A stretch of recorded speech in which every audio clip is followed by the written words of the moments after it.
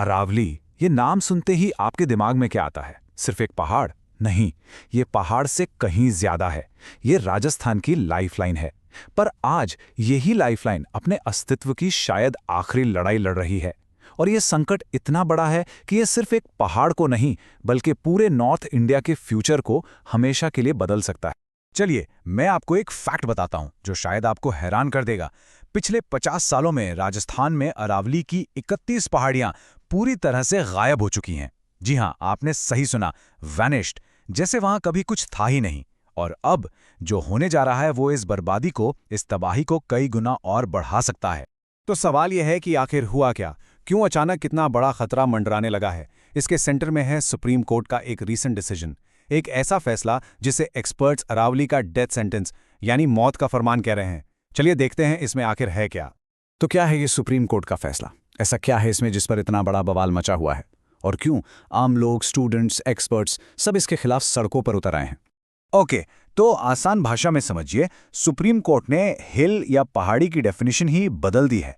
अब से कानूनी तौर पर पहाड़ी सिर्फ उसे माना जाएगा जो अपने आसपास की जमीन से कम 100 मीटर ऊंची हो, और अगर कोई 100 मीटर से नीचे है तो उसे पहाड़ी नहीं माना जाएगा। और इसका मतलब वहां माइनिंग और कमर्शियल एक्टिविटीज के लिए दरवाजे खुल जाएं।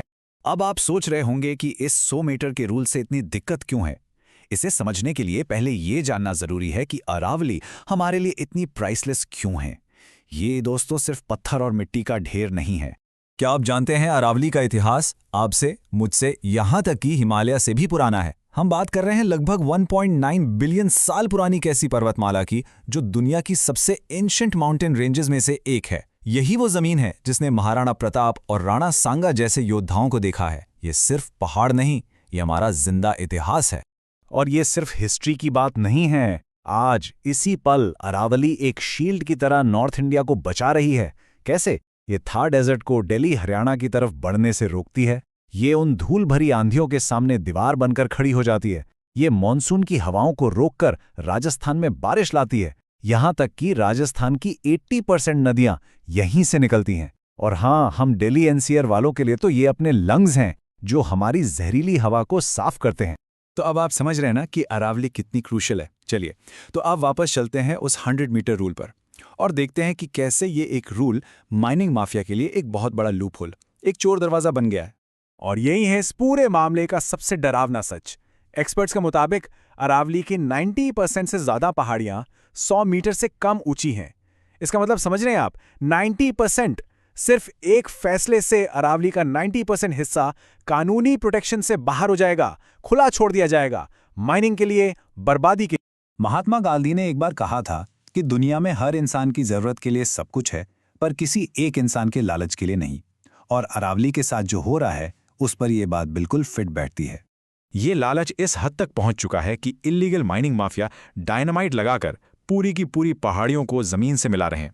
और ये सब क्यों हो रहा है? ताकि हमारे शहरों में जो बड़ी बड़ी बिल्डिंग्स बन रही हैं उनके लिए पत्थर मिल सके। सोचिए, दिल्ली, गुरुग्राम, जयपुर का डेवलपमेंट अरावली की कब्र पर खड़ा किया जा रहा है। तो सोचिए, अगर ये ऐसे ही चलता रहा तो आगे क्या होगा? हमारा फ्यूचर कैसा दिखेगा? साइंटिस्ट और एनवायरमेंटलिस्ट जो तस्वीर दिखा रहे हैं वो बहुत ही डरावनी है। एक ऐसा फ्यूचर जहां राजस्थान धीरे धीरे एक बड़ा रेगिस्तान बनता जाएगा। ये बर्बादी एक चेन रिएक्शन की तरह काम करेगी जिसका असर हम सब पर पड़ेगा। स्टेप 1, बड़े पैमाने पर माइनिंग शुरू होगी। स्टेप 2, इससे एनवायरनमेंट का पूरा बैलेंस बिगड़ जाएगा। स्टेप 3, पानी का जोरदार संकट पैदा होगा और रेगिस्तान तेजी से फैलेगा। और फाइनली स्टेप 4, पोल्यूशन इतना बढ़ जाएगा कि दिल्ली एनसीआर जैसे शहरों में सांस लेना भी मुश्किल हो जाएगा। तो देखिए, चॉइस बिल्कुल साफ है। आज की रियलिटी क्या है?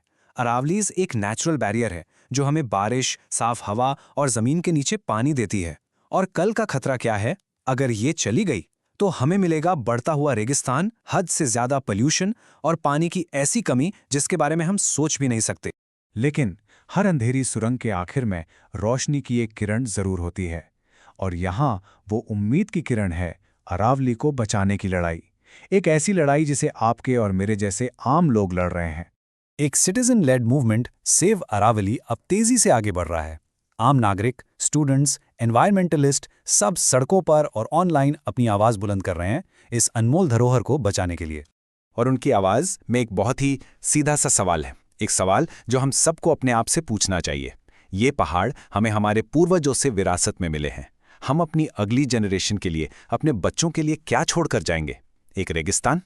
चलिए पूरे इशू को फटाफट 30 सेकंड्स में रिवाइज करते हैं।